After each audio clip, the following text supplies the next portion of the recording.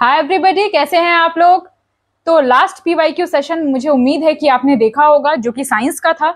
तो साइंस में जो क्वेश्चंस है बेटा, जो हमने पहले सेशन में किया था कि साइंस के जो क्वेश्चंस होते हैं वो थोड़ा सा फ्लक्चुएटिंग होते हैं, किसी साल ज्यादा आते हैं, किसी साल थोड़ा कम आते हैं।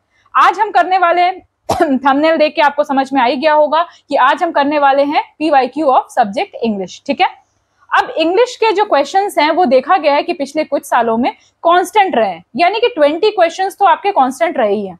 ठीक है, जो 2023 का पेपर है बेटा, मैंने आपको पहले ही कहा था कि वो पेपर मैं आपका एज अ मॉक टेस्ट करवाऊंगी, पूरा पेपर सॉल्व करवाऊंगी, और उसके पहले के जो पहले ईयर्स के क्वेश्चंस हैं वो हम यहाँ पे करने वाले हैं। तो आज हम 2 साल का कर रहे हैं, दैट इज 2020, जिसका एग्जाम 21 में हुआ था, और दूसरा है आपका 2017। ये 2 पेपर हम करने वाले हैं। देखो, इंग्लिश एक ऐसा सब्जेक्ट है, एक ऐसा सेक्शन है जो कि बहुत सारे एग्जाम्स में पूछे जाते हैं। चाहे आप बैंकिंग उठा लो, चाहे आप एसएससी उठा लो, ठीक है, चाहे आप यूपीएससी का सीसैट पेपर उठा लो, तो इंग्लिश बहुत मतलब हर जगह ही लगभग पूछा जाता है। ये सेक्शन जो है वो बहुत कांस्टेंट रहता है, लेकिन वेराइटी ऑफ क्वेश्चन हर जगह पे डिफरेंट होते हैं। तो यहाँ पे हमें ये बहुत ज्यादा जरूरी हो जाता है कि आपको किस तरह की तैयारी करनी है। जैसे कि आप एसएससी की बात करें तो वहां पे क्या होता है कि आपके क्लोज टेस्ट वगैरह ज्यादा आते हैं, आपके कॉम्प्रिहेंशन ज्यादा आते हैं।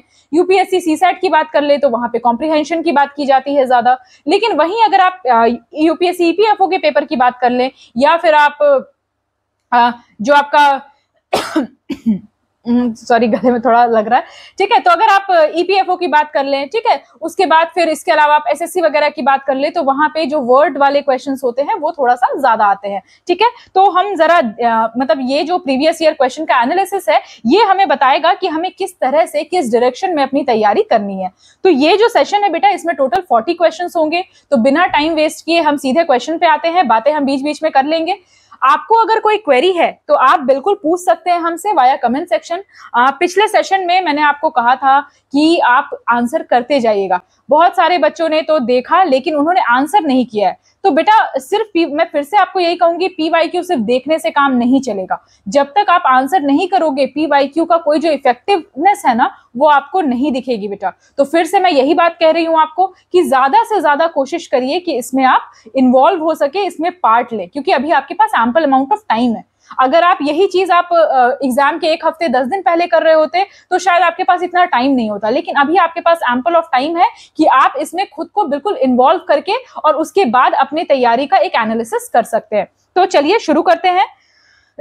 जो शुरू का सेक्शन है बेटा, आज हम करने वाले हैं पहला तो ईपीएफओ एपीएफसी एग्जाम का पेपर 2020 का पेपर। ठीक है, तो पहले तो डायरेक्शंस दिया हुआ है। इसका डायरेक्शंस क्या है? Each of the following sentences in this section has a blank space and 4 words or group of words given after the sentence. ठीक है, अभी जो भी क्वेश्चंस आएंगे आपके सामने उसमें एक फिल इन द ब्लैंक्स दिया हुआ होगा। ठीक है, एक सेंटेंस में एक फिल इन द ब्लैंक्स दिया होगा और उसमें 4 ऑप्शंस होंगे, आपको उसमें सही ऑप्शन देख के लगाना है।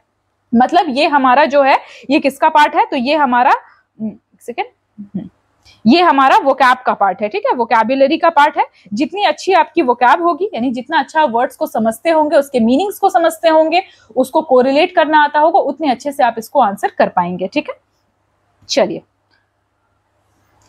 फर्स्ट क्वेश्चन आपके स्क्रीन के सामने है। ठीक है, आंसर जरूर करिएगा बेटा। मैं फिर से यही कहूंगी, सिर्फ देखने से आपका कोई फायदा उतना नहीं होगा। जब तक आप इसमें इन्वॉल्व नहीं होंगे, जब तक आप इसको आंसर नहीं करेंगे, नहीं तो हम वही होगा एग्जाम में कि आप 2 ऑप्शन में कंफ्यूज रहेंगे। ठीक है, तो चलिए शुरू करें। It's time you went out and blanks your own living. ठीक है, it's time you went out, ये टाइम आ गया है कि आप बाहर जाएं, and blanks your own living. अब चलिए क्या क्या ऑप्शन है इसमें। पहला है अफोर्डेड, दूसरा है अर्न, तीसरा है गेन और चौथा है वोन। अब यहाँ पे देखिए, अफोर्डेड बेटा अपॉर्चुनिटी के लिए यूज होता है। ठीक है, afforded an opportunity of hearing. ठीक है, या फिर हम कुछ चीज अफोर्ड कर सकते हैं कि नहीं, तो यहाँ पे अफोर्डेड तो नहीं लग रहा है। ठीक है, वोन कुछ जीतते हैं हम, तो यहाँ पे आप लिविंग तो जीतेंगे नहीं। ठीक है, उसके बाद गेन मतलब कुछ हासिल करना। ठीक है, और अर्न मतलब कमाना। तो यहाँ पे लिविंग के लिए आप क्या करेंगे? आप कमाएंगे ना, आप कमाएंगे अपने लिविंग के लिए। ठीक है, तो यहाँ पे आपका आंसर क्या हो जाएगा? आपका आंसर हो जाएगा अर्न। ठीक है, तो the most suitable word will be earn. ठीक है, तो ये आपका जो ब्लैंक्स में हो जाएगा अर्न, यानी कि जो आपका कंप्लीट सेंटेंस है वो है it's time you went out and earned your own living. Is it clear to everybody? चलिए आते हैं हम ऑप्शन क्वेश्चन 2 में। क्वेश्चन 2 क्या है? The elephant fail into a blanks the hunters had set. Elephant जो है वो शिकार हो गया, गिर गया जो हंटर ने बिछाया था। अब हंटर ने क्या बिछाया होगा? ट्रंक बिछाया होगा क्या? ट्रंक तो एलिफेंट के पास है। देखो बेटा ऐसे क्या है ना, अगर आपको मीनिंग नहीं भी पता है ना तो आप एलिमिनेट करना सीखिए, ठीक है। आप जैसे एलिमिनेट करोगे तो वैसे ही क्या होगा कि आपका आंसर, आप बहुत अपने सही आंसर के बहुत करीब पहुंच जाओगे, ठीक है। चलिए तो the elephant fail into dash the hunters had set, ठीक है। अब इसमें ट्रंक तो नहीं हो सकता, ठीक है। ट्रैक भी नहीं हो सकता क्योंकि ट्रैक तो नहीं सेट करेंगे हंटर्स, ठीक है। ट्रिक सेट तो नहीं किया जाएगा, है ना, ट्रिक किया जाता है, ट्रिक को बिछाया तो नहीं जाएगा, सेट तो नहीं किया जाएगा, तो the answer will be trap. क्या हो जाएगा? ट्रैप, यानी कि the elephant fail into the trap. पता है अगर आप ये सेक्शन अच्छा कर लेते हो ना बेटा, बहुत सारे ऐसे एग्जाम्स होते हैं जैसे कि यूपीएससी सीडीएस का ही पेपर होता है, तो I also have cleared the CDS paper written, ठीक है। मेडिकल मतलब जो आपका वो जो आपका इंटरव्यू सेक्शन होता है 5 डेज का एसएसबी, तो वो मेरा क्लियर नहीं हुआ था, but I have clear that CDS written part. तो उसमें भी यही हुआ था कि मतलब उस समय मैं जब तैयारी कर रही थी तो मेरा जीके जीएस उतना अच्छा नहीं था, बट इंग्लिश का जो पेपर होता है ना उसके बेसिस पे मैं मतलब मेरा क्लियर हो गया था एग्जाम। तो अगर आप ये सेक्शन बहुत अच्छे से कर लेते हो ना तो क्या होता है कि आपका मतलब एक मेजर चंक जो होता है, क्योंकि 20 क्वेश्चन है, 120 में आपका 20 क्वेश्चन है, सोचो ना, तो कहीं ना कहीं एक डिसाइडिंग फैक्टर है ये। अगर आप इसमें सही कर पा रहे हो ना, अगर मैक्सिमम क्वेश्चन सही कर पा रहे हो, देखो पूरे अगर बहुत अच्छे से पढ़े हो तो पूरे बाय चांस कर सकते हो, बट इंग्लिश में एक आध क्वेश्चन का हो ही जाता है। पर अगर आप एक अच्छा चंक ऑफ क्वेश्चन कर रहे हो ना तो कहीं ना कहीं आप अपने सिलेक्शन के चांसेस को बढ़ा रहे हो, ठीक है। तो इसका आंसर आपका क्या हो जाएगा? Trap. So the correct word will be trap. I guess it is clear for you. चलिए अगला है, the dress isn't really tight, it will blanks when you have worn it, ठीक है। क्या है कि ड्रेस जो है वो टाइट नहीं है और ये क्या हो जाएगी जब पहनेंगे। अब क्या हो जाती है? तो बेंड तो नहीं होगी, ह्यूमन बीइंग्स और ये लोग बेंड होते हैं, तो बेंड नहीं हो जाएगी, ठीक है। स्क्वीज भी नहीं होगी, ठीक है। एक्सपैंड हो सकती है और स्ट्रेच हो सकती है, ठीक है। एक्सपैंड और स्ट्रेच यानी दोनों का ही मतलब होता है बढ़ जाना, ठीक है। तो अब आप बताइए इसका आंसर क्या हो जाएगा? तो इसका आंसर हो जाएगा बेटा कपड़ों के लिए, कपड़े जो होते हैं वो स्ट्रेच, आप देखते हो जब खरीदते हो कपड़े तो क्या होता है? स्ट्रेचेबल जीन्स है ना, तो स्ट्रेच मतलब कि कपड़े क्या होते हैं? स्ट्रेच होते हैं, ठीक है। तो यहाँ पे आंसर आपका क्या हो जाएगा? आंसर हो जाएगा आप sorry just a sec, answer आपका हो जाएगा बेटा स्ट्रेच, ठीक है। यानी the correct answer will be stretch. I hope it is clear for you और आपको समझ में आ रहा हो किस तरह के क्वेश्चंस आएंगे। मतलब मॉडरेट लेवल के क्वेश्चन से बेटा बहुत ज्यादा ट्रिकी वर्ड्स या बहुत ज्यादा ऐसे वर्ड जो आपने कभी नहीं सुने हैं, ऐसे क्वेश्चंस नहीं है, ठीक है। चलिए अगला question, with his back to the old man he stood at the window fists clenched and his soldiers dash with his chalk sobbing, ठीक है। अब इसमें क्या है कि with his back to the old man, ठीक है, वो खड़ा होता है विंडो पे, फिस्ट क्लेंच, हाँ मुट्ठी बंधी हुई है, एंड हिज सोल्जर्स कैसी है? एंड हिज चोक्ड सॉबिंग, ठीक है। तो अब इसमें क्या क्या हो सकता है? वर्ड देखिए, शिवर्ड मतलब कांपना, ठीक है, शूक, वाइब्रेटेड, मूव्ड। अब इसका ऑप्शन क्या हो सकता है? फिर से कह रही हूं, खुद से बनाइए, खुद से ऑप्शन सिलेक्ट करने की कोशिश करिए, एटलीस्ट कमेंट सेक्शन में आप आंसर बताइए ताकि आपकी प्रैक्टिस हो सके बेटा, ठीक है। तो चलिए देखिए क्या है, the most appropriate word hair will be shook, यानी कि जो आपका सेंटेंस हो जाएगा वो क्या हो जाएगा? With his back to the old man he stood at the window fist clenched and his shoulder shook, ठीक है, शोल्डर जो है वो उसका शुक है, तो यहां पे आपका आंसर हो जाएगा शुक। चलिए नेक्स्ट क्वेश्चन क्या है? The bereaved mother proudly received the gallantry award blanks her brave son who had laid down his life in the recent war। मतलब कि यहाँ पे जो मदर है उन्होंने गैलेंट्री अवार्ड अपने सन के मतलब सन को मिलना चाहिए था, because he has laid down his life for the sake of the country, और उसके लिए तो क्या हो सकता है? फॉर द सेक ऑफ, अब देखिए यहाँ पे 4 ऑप्शन है बेटा, in the name of, in lieu of, on behalf of, for the sake of, ठीक है। तो let down for the sake of the country के लिए अगर कुछ ऐसा आप करते हो, मतलब उनके किसी के बेनिफिट के लिए करते हो, तो वहां पे फॉर द सेक ऑफ हो जाता है, ये यहाँ पे नहीं होगा, ठीक है। इन द नेम ऑफ के नाम पर बिल्कुल नहीं, इन ल्यू ऑफ नहीं, on behalf of, award on behalf of, उनके बिहाफ में, है ना, उनकी मदर ने अपने सन के बिहाफ में ये अवार्ड लिया था, ठीक है। तो यहाँ पे क्या हो जाएगा, ऑन बिहाफ ऑफ। चलिए नेक्स्ट क्वेश्चन। अब देखिए इसका डायरेक्शन दिया हुआ है, ये एंटोनिम्स है बेटा, यानी कि each item in this section consist of a sentence with an underlined word followed by 4 words, select the option that is opposite. अब ये क्वेश्चन क्या होता है, कभी कभी हम कंफ्यूज हो जाते हैं सिनोनिम्स और एंटोनिम्स में, ठीक है। मतलब हमारे दिमाग में रहता है कि या तो सिमिलर मीनिंग का पूछ रहा है, ठीक है। तो डायरेक्शन बिल्कुल ध्यान से पढ़िएगा, ये जो डायरेक्शन है ना, ये बिल्कुल ध्यान से पढ़िएगा कि क्वेश्चन आखिर कहना क्या चाह रहा है, या तो ये आपसे ऑपोजिट पूछ रहा है या फिर सिमिलर पूछ रहा है, ठीक है। तो ये जो सेक्शन है ये आपका ऑपोजिट वर्ड्स है। आप देख पा रहे होगे कि यहाँ पे वोकैब का कितना बड़ा सेक्शन है बेटा, यानी कि वोकैब तो आपको पढ़ के ही जाना है, वोकैब में तो बिल्कुल आप बिल्कुल जरा भी कॉम्प्रोमाइज नहीं कर सकते। She always organises lavish parties on birthday, ठीक है। She always organises lavish parties on birthdays. अब लैविश, लैविश का मतलब क्या होता है बेटा, वेरी एक्सपेंसिव, लैविश का मतलब होता है एक्सपेंसिव, और हमें क्या करना है, इसका एंटोनिम ढूंढना है, ठीक है। तो सबसे पहले तो हमको लैविश का मतलब पता होना चाहिए, तो लैविश का मतलब होता है एक्सपेंसिव। तो अब इसमें आप डिसेंट, डिसेंट तो नहीं हो सकता, इसका उल्टा स्ट्रेंज भी नहीं हो सकता, फ्रूगल भी नहीं हो सकता, इसका क्या हो जाएगा, चीप, ठीक है। तो इसका एक्सपेंसिव का जो ऑपोजिट वर्ड है वो क्या हो जाएगा, cheap. So the answer will be cheap, ठीक है। चलिए next, the soldier was greatly praised for his valor, the soldier was greatly praised for his valor। Valour यहाँ पे क्या हो गया बेटा, तो वेलर का मतलब हो गया, नाम से ही समझ में आ रहा है कि प्रेस किया जा रहा है, सोल्जर को प्रेस किया जा रहा है। तो किस चीज के लिए प्रेस किया जाएगा, उसको उसकी बहादुरी के लिए, उसके करेज के लिए प्रेस किया जाएगा। तो अब करेज के लिए क्या हो सकता है बेटा, तो करेज के लिए क्या टैक्टलेसनेस हो सकता है, बिल्कुल नहीं होगा। सेल्फिशनेस हो सकता है, सेल्फिश नहीं नहीं नहीं बिल्कुल नहीं, क्योंकि यहाँ पे ऐसा दानी, ऐसा कुछ काइंड, ऐसा कुछ भी नहीं है, तो सेल्फिश नहीं हो सकता है, ठीक है। क्लमजीनेस, क्लमजीनेस भी नहीं हो सकता। कोवार्डाइस हो सकता है, कोवार्डाइस मतलब आपका क्या होता है, कॉवर्ड होना, यानी कि डरपोक होना। तो वेलर का क्या हो सकता है, कोवार्डाइस हो सकता है, ठीक है। So the correct answer is your option B, that is cowardice.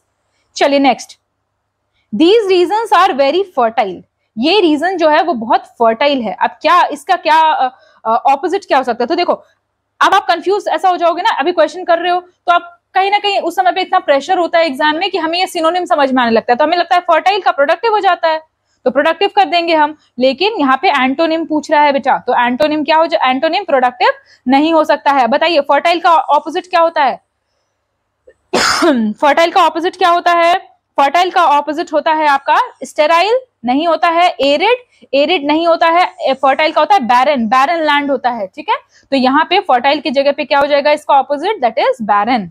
चलिए ठीक है, so the correct option will be your barren. चलिए next, some sick immigrants were detained at the airport, ठीक है। इमिग्रेंट्स, इमिग्रेंट्स कौन होता है बेटा, दो वर्ड होती है, एक होता है आपका इमिग्रेंट्स, ठीक है, और एक होता है एमिग्रेंट्स। अब इमिग्रेंट्स कौन है, जो किसी और कंट्री से हमारे कंट्री में आए हैं। एमिग्रेंट्स कौन होते हैं, जो हमारी कंट्री से किसी और कंट्री में गए हैं, ठीक है। तो यहाँ पे क्या कह रहा है, सम सिक इमिग्रेंट्स, यानी कि दूसरे कंट्री से आए हुए, ठीक है। तो अब फॉरेनर्स क्या है, इमिग्रेंट्स ही है फॉरेनर्स, ठीक है। तो ये तो हो नहीं सकता, ये तो सिनोनिम्स है। सेटलर्स नहीं होगा, वागाबॉन्ड्स, वागाबॉन्ड्स भी नहीं होगा, क्या हो जाएगा बेटा, नेटिव्स, यानी कि इमिग्रेंट्स का जो ऑपोजिट होगा वो क्या हो जाएगा, नेटिव्स हो जाएगा। So the correct answer will be natives, ठीक है। Is it clear to you? चलिए नेक्स्ट,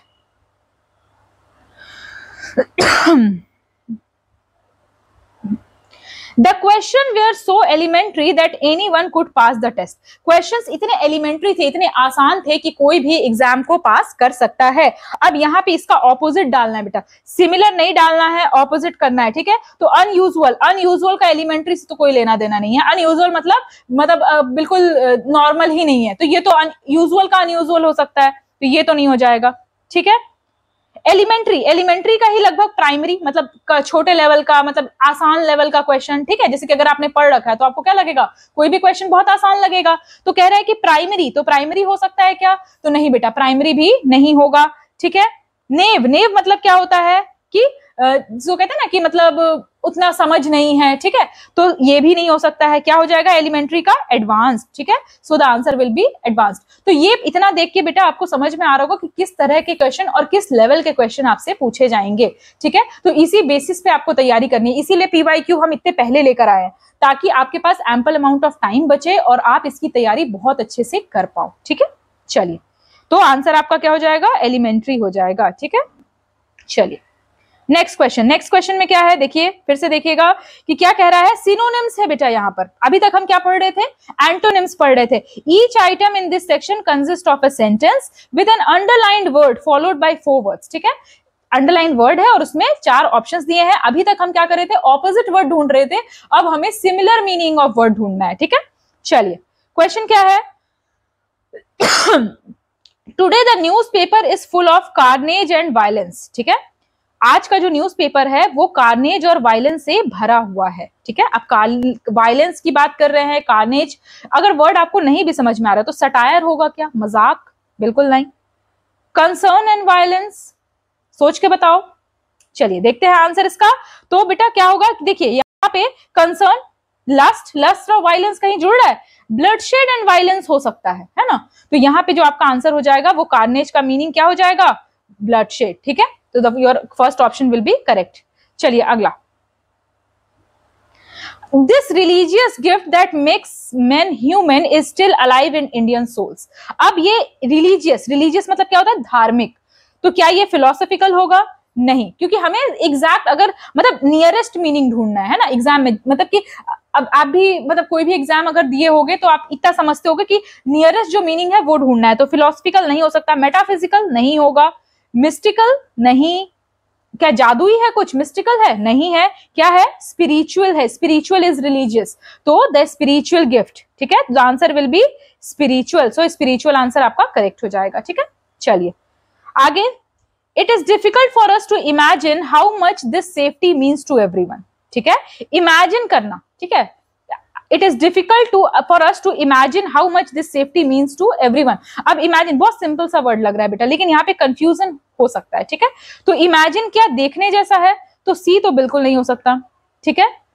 फील, अंडरस्टैंड, थिंक, अब आप मुझे बताइए क्या होगा इसका आंसर, क्योंकि यहाँ पे थोड़ा सा कंफ्यूजिंग लग रहा है कि फील होगा, अस टू फील या फिर टू अंडरस्टैंड, क्या हो सकता है। तो नियरेस्ट आंसर हमको बताना है, so the answer will B imagine. Imagine का मतलब क्या होता है बेटा, क्या महसूस करना होता है, इमेजिन का मतलब सोचना होता है। इमेजिन करना था, बोलते हैं कि जस्ट इमेजिन मतलब सोचो।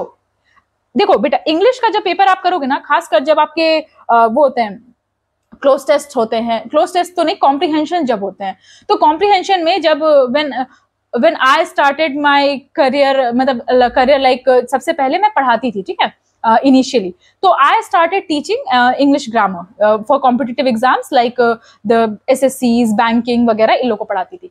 तो उस समय पे मतलब जो कॉम्प्रिहेंशन में पढ़ाती थी, तो वहां पे एक सिंपल सा रूल बताती थी, और वो ये है कि आपको उस कॉम्प्रिहेंशन के अलावा दिमाग नहीं लगाना है, ठीक है। ये बात आप बिल्कुल ध्यान में रख लीजिए कि आपको जो क्वेश्चन दिया हुआ है उसमें आपको एक्स्ट्रा दिमाग नहीं लगाना है, क्योंकि कभी कभी क्या होता है ना कि जो आपके कॉम्प्रिहेंशंस होते हैं या फिर जो आपके असर्शन रीजन क्वेश्चन होते हैं, ठीक है, रीजनिंग में जब आपके असर्शन रीजन क्वेश्चन होंगे, तो उस समय पे क्या होता है कि कुछ ऐसी चीजें दी रहती है जो कि रियल लाइफ में नहीं होती है, ठीक है। ऐसी चीजें होती है जो कि रियल लाइफ में प्रैक्टिकली पॉसिबल नहीं है, या फिर हमें मजबूर हो जाते हैं, ऐसे टॉपिक्स दिए रहते हैं जो मजबूर हो जाते हैं हम अपना दिमाग लगाने के लिए, ठीक है। जैसे कि इन्वायरमेंट से रिलेटेड कुछ लिखा रहेगा, विमेन सेफ्टी से रिलेटेड कुछ लिखा रहेगा, और उसके ऑप्शंस दिए रहेंगे। अब वहां पे जब दिया रहेगा ना, what can be the reason for less women safety in a state, अब वहां पे ऐसा रहेगा कि 2 पॉइंट्स जो वो आपके पैसेज से दिए रहेंगे, और 2 पॉइंट रहेंगे सही, पर आपके पैसेज में वो मेंशन नहीं रहेंगे, और आप क्या सोचोगे कि अरे ये भी तो सही है।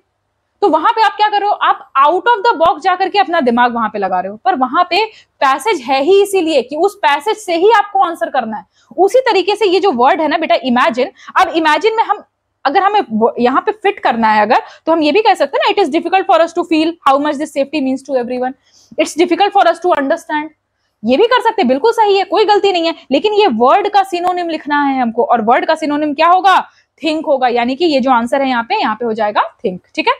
चलिए समझ में आ रहा है बेटा, कोई भी क्वेरी हो, feedback section is always on for you, ठीक है।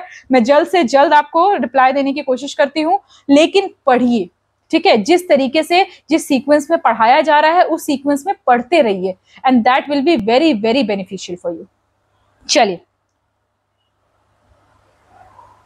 ठीक है, इमेजिन के बेटा और सिनोनिम्स है conceive, envisage, envision, fancy, realise, think. ठीक है, तो ये मतलब ध्यान में रखिएगा, अगर कोई और वर्ड भी होता है तो आप यहाँ पे मेंशन कर सकते हैं।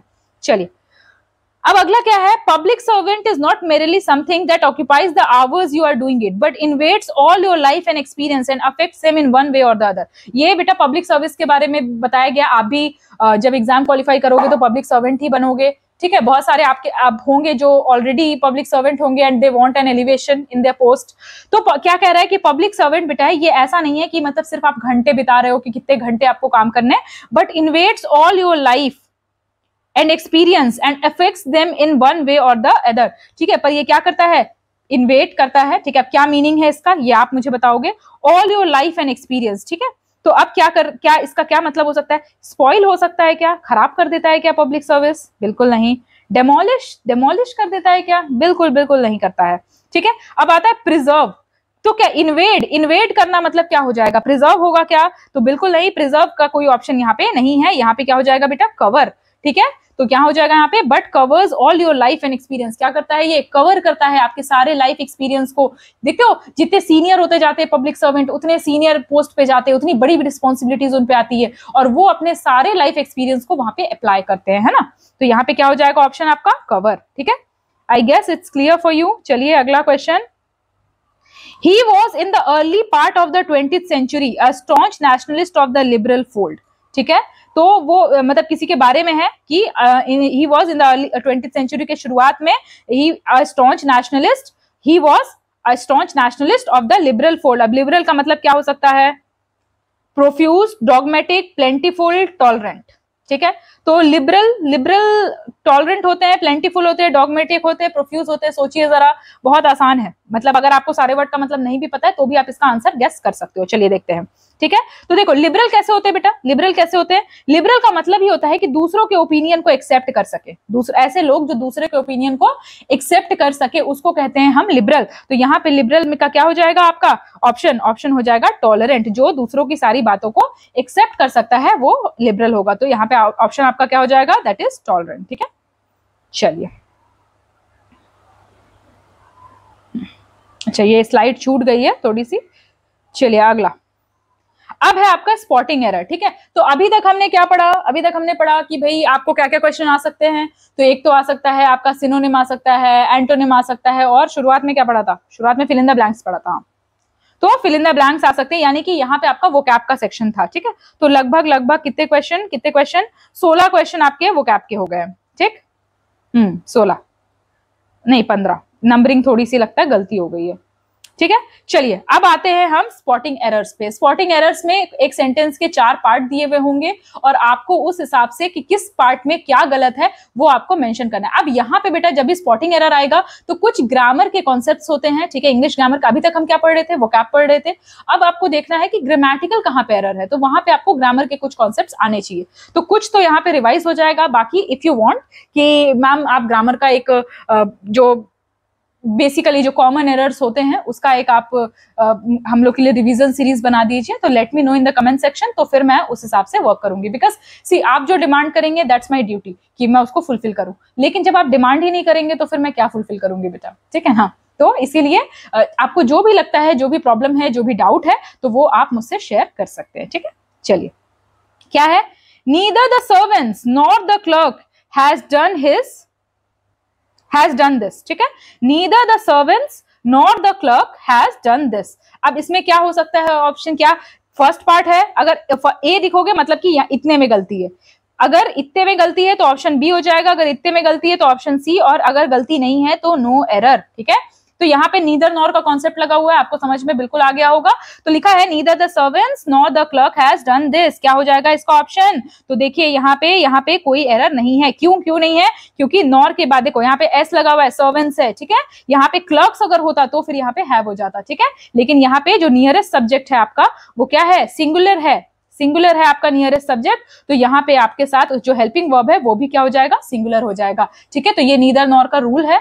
जब आप ग्रामर पढ़ोगे, जब ग्रामर की तैयारी करोगे, तो इसका जो ये है वो आपको मिल जाएगा।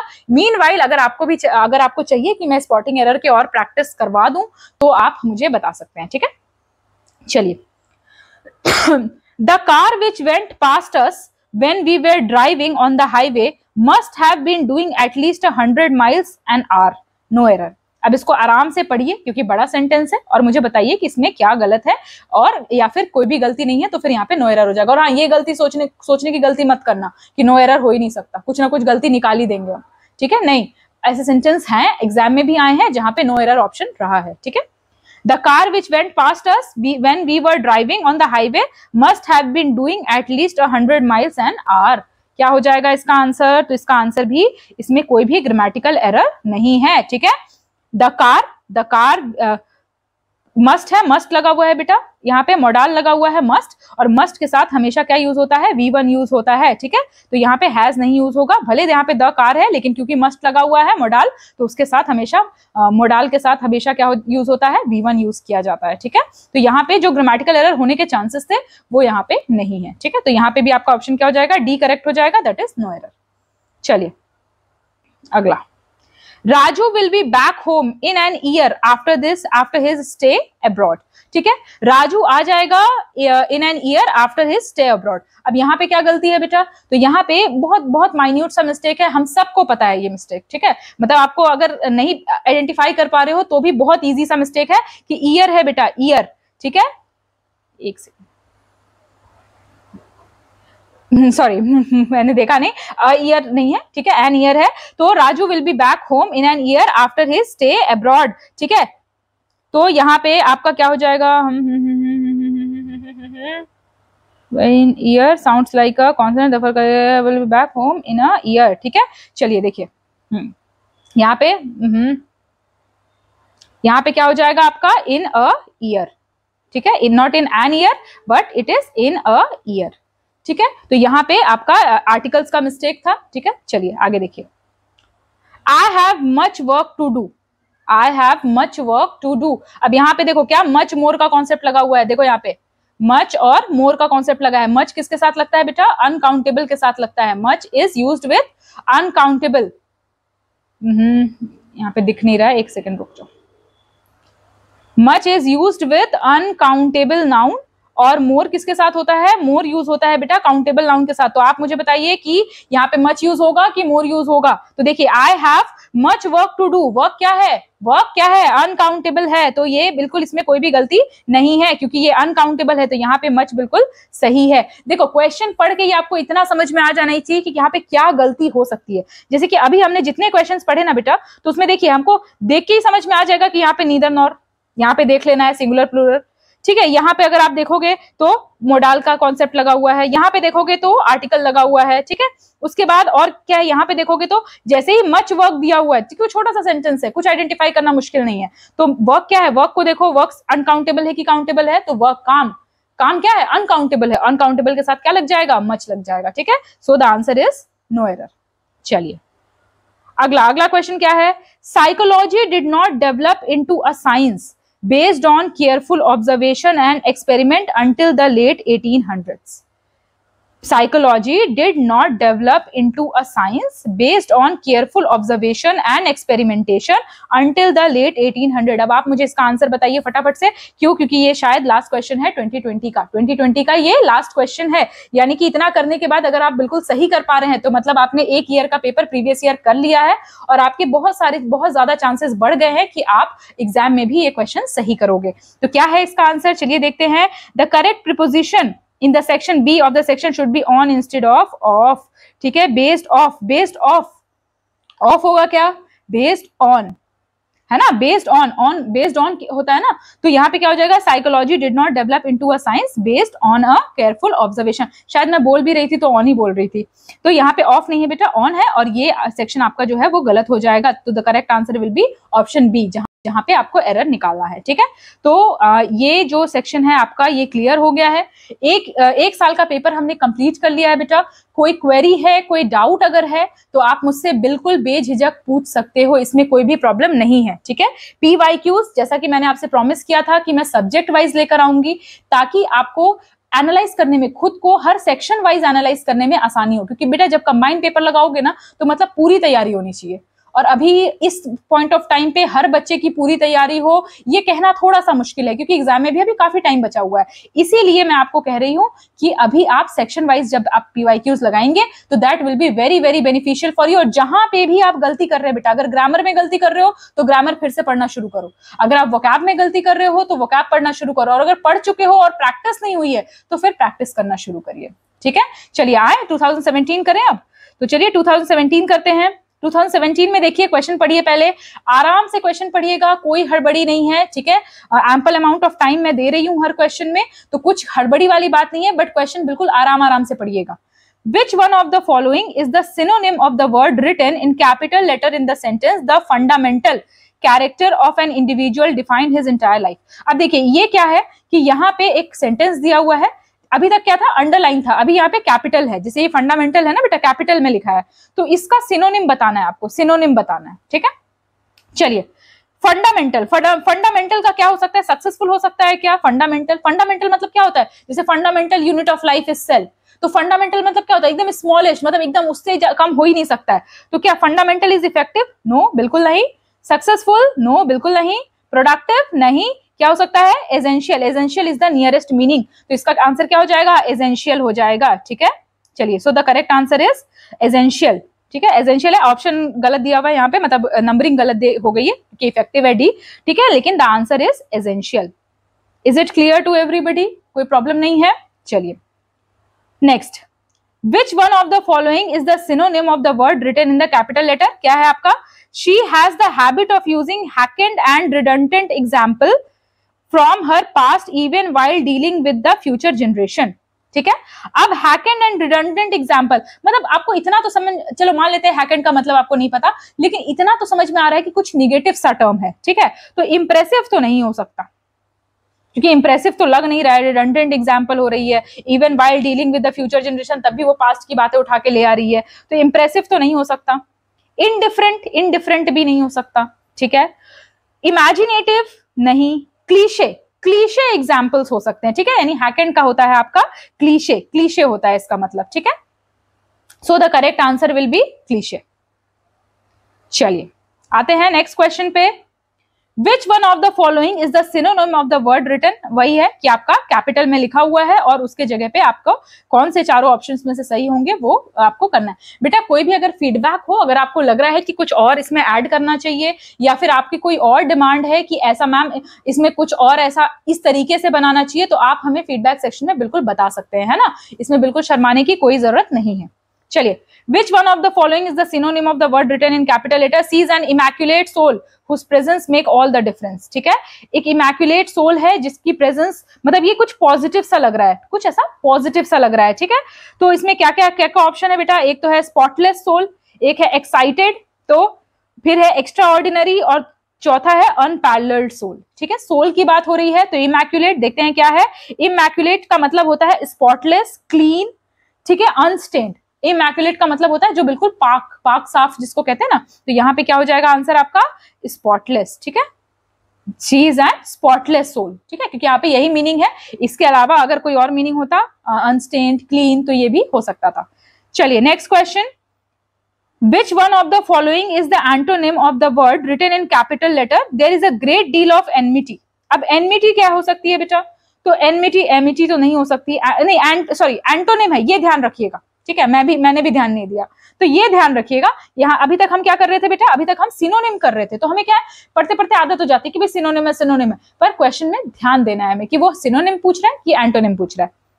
तो देखिए यहाँ पे क्या पूछ रहा है, एंटोनिम पूछ रहा है, तो क्या कह रहा है, एनमिटी मतलब थोड़ा गुस्सा, है ना, तो डिस्प्यूट तो नहीं हो सकता, हॉस्टिलिटी, हॉस्टाइल कहीं ना कहीं एक निगेटिव टर्म है, तो फिर आंसर क्या हो जाएगा बेटा, एनमिटी का जो ऑपोजिट होता है वो क्या होता है, एमिटी होता है, ठीक है, एमिटी, तो the correct answer will B Amity, enmity का एमिटी। चलिए next, which one of the following is, यहाँ भी आपको एंटोनिम बताना है, किसका बताना है, रिलक्टेंट। रिलक्टेंट का मतलब होता है जिद्दी, ठीक है, रिलक्टेंट का मतलब होता है जिद्दी। She was reluctant to sell her car, ठीक है। तो इसमें अब इसका एंटोनिम क्या हो सकता है रिलक्टेंट का, एंग्शियस, हैप्पी, ईगर, अनविलिंग, ठीक है। तो रिलक्टेंट का सिनोनिम हो जाएगा अनविलिंग, तो ये तो हो नहीं सकता है, ठीक है। हैप्पी तो नहीं, एंग्शियस या फिर ईगर। तो रिलक्टेंट का मतलब थोड़ा आनाकानी करना, नखड़े करना, तो इसका आंसर क्या हो जाएगा बेटा, ईगर हो जाएगा। स्पेलिंग यहाँ पे थोड़ी सी गलती है, ठीक है। तो यहाँ पे आंसर क्या हो जाएगा, ईगर, ठीक है, यानी कि बहुत ज्यादा उत्सुक है। रिलक्टेंट मतलब पीछे भाग रही है, नानुकुर कर रही है, और ईगर का मतलब बिल्कुल उसके लिए बहुत ज्यादा एक्साइटेड है, बिल्कुल चाहती है कि वो इसको बेच दे। तो इसका आंसर हो जाएगा बेटा ईगर, ठीक है, क्लियर है। चलिए अगला क्वेश्चन देख रहे हो आप हर पेपर में, यहाँ भी हमने 21 से शुरू किया है, हर पेपर में देखो कि आपका जो वोकैब का सेक्शन है वो कितना ज्यादा है, इसीलिए vocab is very very important बेटा। चलिए नेक्स्ट क्वेश्चन, ये तो हो गया। Next, which one of the following is the antonym of the word written in the capital letter in the sentence I cannot comply with the queer regulation of your land, ठीक है, queer। अब queer क्या क्या option है, पहली बात तो antonym, तो ये भूलना मत कि सिनोनिम नहीं है, एंटोनिम है। स्ट्रेंज, निम्बल, एवरीडे, कस्टमरी, क्या है इसका ऑप्शन, क्या हो सकता है, queer regulation of the land, ठीक है, क्वीर यानी कुछ काइंड ऑफ स्ट्रेंज, ठीक है, तो ये तो नहीं हो सकता। निम्बल, एवरीडे, कस्टमरी, तो क्या होगा बेटा, क्वीर। क्वीर का मतलब होता है क्या, क्वीर का मतलब होता है कि विच इज नॉट वेरी, मतलब थोड़ा सा अजीब है, ठीक है, तो उसका क्या हो जाएगा, कस्टमरी, यानी कि जो रेगुलर है, मतलब इट इज नॉट डिफरेंट, बहुत रेगुलर है, तो आंसर आपका हो जाएगा कस्टमरी, ठीक है। This is your answer, antonym हो जाएगा क्वीर का कस्टमरी, ठीक है। चलिए question number 27, which one of the following parts of the sentence as you note that the ignorants are easily duped has an error, ठीक है। अब ये पूरा सेंटेंस है बेटा, तो इंस्टेड ऑफ यहीं पे A B C D mention कर देना, इन्होंने पार्ट में कर दिया है कि as you know that the ignorant are easily duped. अब इसमें कहां पे गलती है, कहां पे ये स्टेटमेंट जो है गलत है, यानी कि यहां से आपका ग्रामर सेक्शन शुरू हो चुका है, ठीक है। तो the ignorant are easily duped, अब यहाँ पे कहां पे गलत है, तो देखिए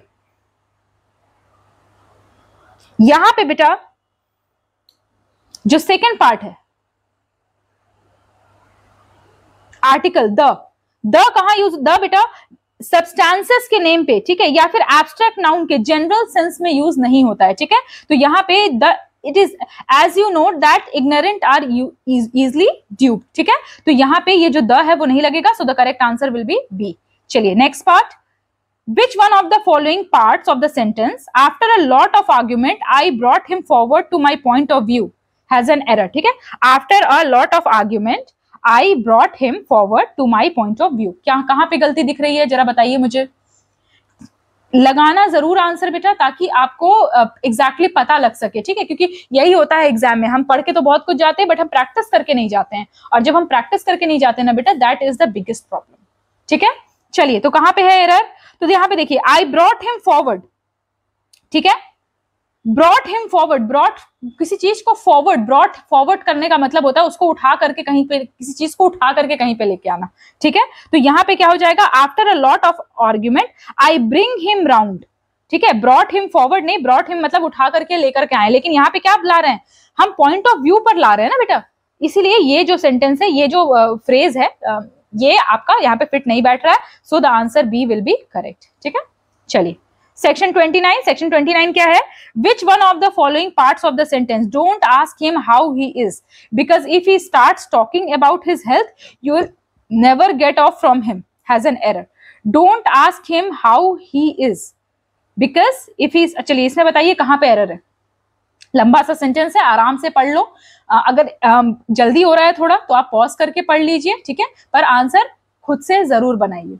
चलिए तो कहां है, don't ask him how he is because if he starts talking about his health you would never get rid from him, get off from him, get off from him का मतलब क्या होता है, गेट ऑफ मतलब उतर जाना, कहीं से चले जाना, ठीक है, गेट ऑफ, तो यहाँ पे क्या हो जाएगा, get rid, instead of get off you can use get rid, ठीक है, दैट नीड्स एन इंप्रूवमेंट, तो यहाँ पे पार्ट सी जो है वो करेक्ट हो जाएगा, ठीक है। चलिए अगला है, अ नर्सरी वेयर चिल्ड्रेन अब ये जो क्वेश्चन है बेटा, ये तो मुझे लगता है कि जिन्होंने लेबर लॉ का सेक्शन पढ़ा है ना, उनको सोचने की भी जरूरत नहीं है बिल्कुल, क्योंकि हमने मैटरनिटी बेनिफिट एक्ट पढ़ा है, अमेंडमेंट में ये था ही, बिल्कुल था। A nursery where children of working parents are cared for while their parents are at work। बताओ क्या होता है ये होता है डॉर्मेट्री या फिर रेफ्रेक्टरी या स्कॉलर? नहीं, ये होता है क्रेच। और याद करो, हमने पढ़ा था creche facility for children under 6 years, 6 साल से छोटे के बच्चों को क्रेच फैसिलिटी प्रोवाइड करते हैं ऑफिस, है ना। और कितने वर्कर, मतलब कितने विमेन होनी चाहिए तो क्रेच फैसिलिटी रहेंगी, ये आप मुझे कमेंट सेक्शन में बताएंगे, क्योंकि हमने जो अमेंडमेंट का पार्ट है मैटरनिटी बेनिफिट एक्ट का, उसमें हमने ये पढ़ा है प्रोविजन। तो कहीं ना कहीं बेटा होता है, एक आध दो क्वेश्चन ऐसे लग जाते हैं कि जो एग्जामिनर जो है, जो भी क्वेश्चन सेट करे, वो चाहते हैं कि आपको एक थॉरो नॉलेज हो, ठीक है। तो यहाँ पे आंसर हो जाएगा आपका क्रेच, ठीक है। अब बाकी चीजें क्या है, स्कलर का मतलब होता है बेटा, तो ऐसा पर्सन जो बोट स्कल करता है, ठीक है, a person who sculls a boat. Dormitory क्या होती है, तो डॉर्मेट्री ऐसी होती है जो बेड, देखते हो आजकल बहुत चला हुआ भी है ट्रेंड में, instead of taking a full room in a hotel, लोग अगर अकेले ट्रैवल कर रहे हैं, खासकर मेल पीपल, तो वो डॉर्मेट्री ले लेते हैं, यानी सिंगल बेड ले लेते हैं, तो दैट इज अ डॉर्मेट्री, ठीक है। और रिफ्रेक्टरी क्या है, तो refectory is a large room where meals are served, ऐसी बड़ी जगह जहां पे खाना सर्व किया जाता है, उसको हम रिफ्रेक्टरी कहते हैं, ठीक है। तो यहाँ पे आपका आंसर क्या हो जाएगा, क्रेच, ठीक है। क्रेच फैसिलिटी हम मैटरनिटी बेनिफिट एक्ट में पढ़ चुके हैं। चलिए नेक्स्ट क्वेश्चन देखो, 30 क्वेश्चन तक हम आ चुके हैं, 10 क्वेश्चन और बचे हैं। क्यों? क्योंकि हमने 2 ईयर का पेपर लिया है, 2021 एंड 2017 का, जिसमें 21 का पेपर हमने पूरा खत्म कर लिया और 2017 के 10 क्वेश्चन हमने ऑलरेडी खत्म कर लिए हैं। चलिए, which one of the following words can be used as a substitute of the phrase that which cannot to taken by force, ठीक है। ऐसी कोई भी चीज जिसे फोर्स से नहीं लिया जा सकता, ठीक है। तो that is impossible, improbable, impeccable, impregnable, ठीक है। इम्पॉसिबल जिसे किया नहीं जा सकता, इम्प्रोबेबल जिसकी प्रोबेबिलिटी बहुत मतलब 0 है लगभग, that is improbable, impeccable and impregnable. तो इसका जो आंसर है बेटा इम्प्रेग्नेबल, ठीक है। इम्प्रेग्नेबल मतलब अनेबल टू कैप्चर और ब्रोकन, ठीक है। तो यहाँ पे जो आपका इम्प्रेग्नेबल है वो that is the correct option, ठीक है। तो क्या है कि that which cannot be taken by force, जिसको कैप्चर नहीं किया जा सकता है, फोर्स से नहीं लिया जा सकता है। इम्पॉसिबल आपको पता है, इम्प्रोबेबल मतलब कि जिसकी प्रोबेबिलिटी बहुत कम है, इम्पेकेबल मतलब बिना किसी फॉल्ट के, इम्पेकेबल, ठीक है। यहाँ इसका मतलब हो जाएगा विदाउट एनी फॉल्ट, ठीक है, विदाउट एनी फॉल्ट। इसीलिए मैंने एक्सप्लेनेशन भी साथ में दे रखा है बेटा, ताकि जब आप पीडीएफ को पढ़ोगे तो आपको ये आसानी से, मतलब कि ये बिल्कुल समझ में आ जाएगा। और ये पीडीएफ तो मैंने आपको ऑलरेडी टेलीग्राम चैनल का लिंक दे दिया है, तो आप वहां से इसका पीडीएफ भी कलेक्ट कर सकते हैं, ठीक है। चलिए, which one of the following is an appropriate question tag in the following, take a seat और डैश, ठीक है। तो इसमें से कौन सा क्वेश्चन टैग है जो कि करेक्ट होगा यहाँ पे, ठीक है। क्वेश्चन टैग का क्वेश्चन है, अब देखो, अब पॉजिटिव सेंटेंस है तो उसका क्वेश्चन टैग नेगेटिव होता है, ये तो रूल है, तो ये ऑप्शन तो नहीं हो सकता। अब इन 3 में देखना है, can't you, won't you, would you. तो वुड यू तो भी नहीं होगा, क्योंकि पॉजिटिव नहीं होता है। जब भी एक पॉजिटिव सेंटेंस रहेगा तो उसका नेगेटिव क्वेश्चन टैग रहेगा, नेगेटिव सेंटेंस रहेगा तो पॉजिटिव क्वेश्चन टैग रहेगा। तो कांट यू और वोंट यू, तो इसका जो आंसर होगा that will be won't you, ठीक है, ठीक है। So take a seat, won't you, the correct answer will be won't you. Is it clear to you? चलिए नेक्स्ट क्वेश्चन पे आते हैं। Which one of the following is the appropriate question tag in the sentence anyone can make mistake, ठीक है। अब यहाँ पे क्या है, यहाँ पे भी पॉजिटिव सेंटेंस है, तो यहाँ पे आपका जो होगा, जो भी वो निगेटिव होगा, यानी कि आपका शैल दे या ये नहीं हो सकता, ठीक है। तो यहाँ पे है क्या है, इजंट इट और कांट दे। तो यहाँ पे बेटा क्या यूज हुआ है, हेल्पिंग वर्ब में क्या यूज हुआ है, आपका कैन यूज हुआ है ना। तो कैन यूज हुआ है, तो अब यहाँ पे क्या हो जाएगा, कांट दे, यानी कि ऑप्शन सी इज करेक्ट, ठीक है। बिना देखे बिल्कुल आराम से लगा दीजिएगा, ठीक है, यहाँ पे कोई भी सोचने वाली बात नहीं है। तो the answer will B can't they.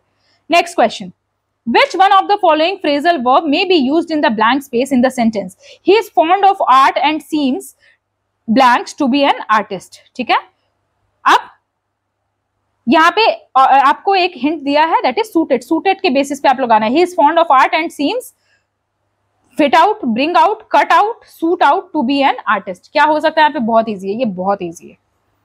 The answer will be, देखिए अब पढ़िए, he is fond of art and seems cut out to be an artist। तो यहाँ पे क्या हो जाएगा, cut out to be an artist। Clear है? चलिए next, which one of the following phrasal verb, यहां भी फ्रेजल वर्ब यूज करना है, क्या है, be used in the blanks but now all the troubles have appeared, appeared मतलब meaning जो है उसका अपीयर्ड होना चाहिए, cropped up, come about, come out, rust in, ठीक है, may be used in the blank space in the beginning but all the troubles have cropped out, come out, come about, come out, rust in. अब बताइए इसका answer, तो the answer is cropped up, cropped up होगा, यानी कि we were happy in the beginning but now all the troubles have cropped up, ठीक है, space, अच्छा एक लाइन यहाँ पे मिस हो गया है, we were happy in the beginning, ठीक है, we were happy in the beginning, ये एक लाइन यहाँ पे मिस हो गया है, तभी मुझे लग रहा था कि अजीब सा सेंटेंस क्यों है, यहां है we were happy in the beginning, ठीक है, we were happy in the beginning, ये वी वेर हैप्पी यहाँ पे मिस हो गया था, in the beginning but now all the troubles have cropped up, ठीक है, this will be the correct answer. चलिए अगला, which one of the following phrasal verb may be used in the blank space in the following, no one knows how it all blanks happened, मतलब happened होना चाहिए, ठीक है, came across, came about, came into, came forward, क्या होगा इसका correct answer, सोचिए, no one knows how it all came, अब क्या उसमें कौन सा प्रीपोजिशन यूज करेंगे हम, अक्रॉस, अबाउट, इनटू, फॉरवर्ड, तो the correct answer will be came about, so no one knows how it all came about, came about का मतलब होता है हैपेंड, ठीक है, केम अबाउट का मतलब होता है आपका हैपेंड, क्लियर। चलिए next question, which one of the following phrasal verb may be used in the blank space in the sentence I have to blanks this work before I leave tomorrow morning, ठीक है, आपको ये काम finish करना है सुबह से पहले, clear up, clean up, finish up, do away with, do away with this work, कौन सा फ्रेज यूज होगा बेटा, यहाँ पे फ्रेजल वर्ब यूज हुआ, इसीलिए जो इंग्लिश का सेक्शन आपका जो पार्ट है, जो सेक्शन है, वो थोड़ा सा अनप्रिडिक्टेबल है, वो कैप तो आएगा ही आएगा, इसके अलावा जो ग्रामर पोर्शन है उसमें आपको सारे टॉपिक्स लगभग पढ़ के जाने हैं। अब ये नहीं कहना कि मैम हम तो बोर हो जाएंगे, इतना सारा सिलेबस, तो बेटा फिर से मैं कह रही हूँ कि जब आपका सपना इतना बड़ा है तो फिर आपको मेहनत भी उतनी ही करनी पड़ेगी, जैसे लेबर लॉ बहुत लंबा है, ठीक है, और मैं आपको डिटेल में पढ़ा रही हूँ, तो बहुत सारे बच्चे ऐसे मुझे कह भी रहे कि मैम हम लेबर लॉ पढ़ते पढ़ते बोर हो गए हैं, पर बेटा बोर तो होना ही नहीं है, साल भर पढ़ते पढ़ते भी आपको बोर नहीं होना है, तभी तो आपको इतने टफ कंपटीशन में आप बिल्कुल अलग ही खड़े होगे, बिल्कुल आपको आपके सारे कॉन्सेप्ट्स बिल्कुल क्लियर होंगे जब आप उसको डिटेल में पढ़ोगे, है ना, और same goes with each and every subject. तो क्या होगा इसका आंसर, तो इसका आंसर हो जाएगा क्लियर अप, ठीक है, so the correct answer will B, look here, the phrasal verb clear up, I have to clear up with this work before I leave for tomorrow morning, ठीक है, मतलब इसको खत्म करना है, क्लियर अप का मतलब ही होता है फिनिश करना, ठीक है, इसका मतलब ही होता है फिनिश करना, ठीक है, डू अवे विथ मतलब पीछा छुड़ाना, ठीक है, फिनिश अप नहीं होता, और क्लीन अप तो आपको पता ही है कि कोई चीज को क्लियर आउट करना, क्लीन करना। चलिए next, which one of the following preposition may be used in the blank space in the sentence he lived a hand blanks mouth existence surviving on just a few rupee a week, ठीक है, phrase की तरह use होता है, hand in mouth existence, hand to mouth, hand for mouth, hand inside mouth.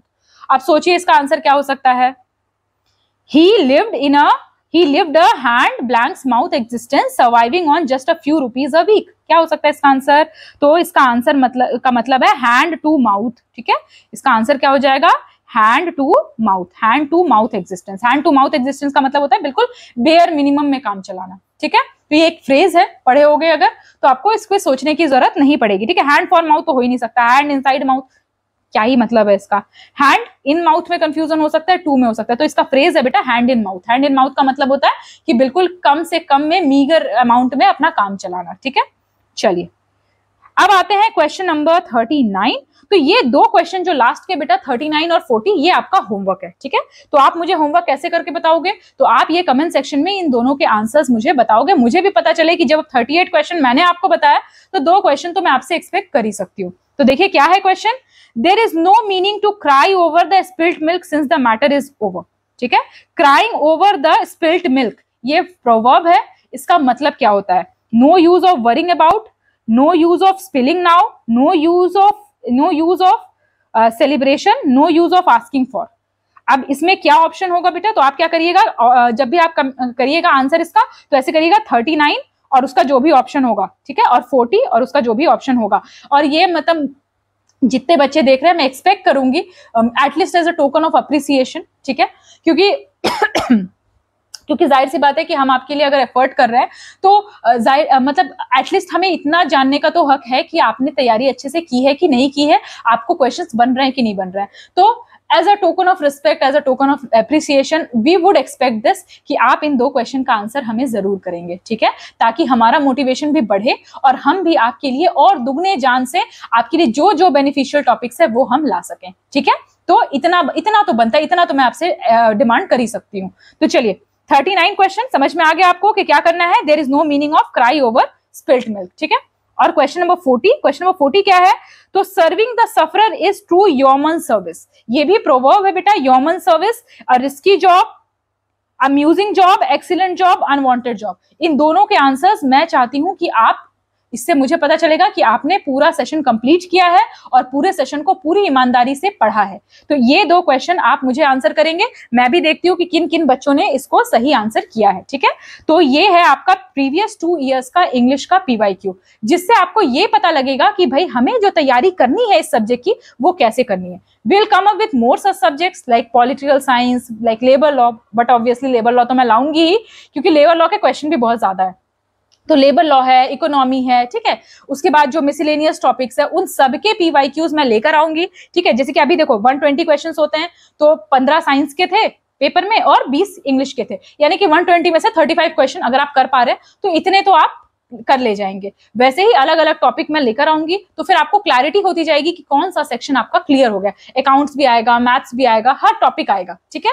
But have patience और पूरी ईमानदारी से क्वेश्चन करिए, जिस पैटर्न से मैंने बताया है उस पैटर्न से। तो मिलते हैं फिर अगले लेक्चर में। Till then bye bye. And इन 2 क्वेश्चन के आंसर किए बिना जाना मत, ठीक है।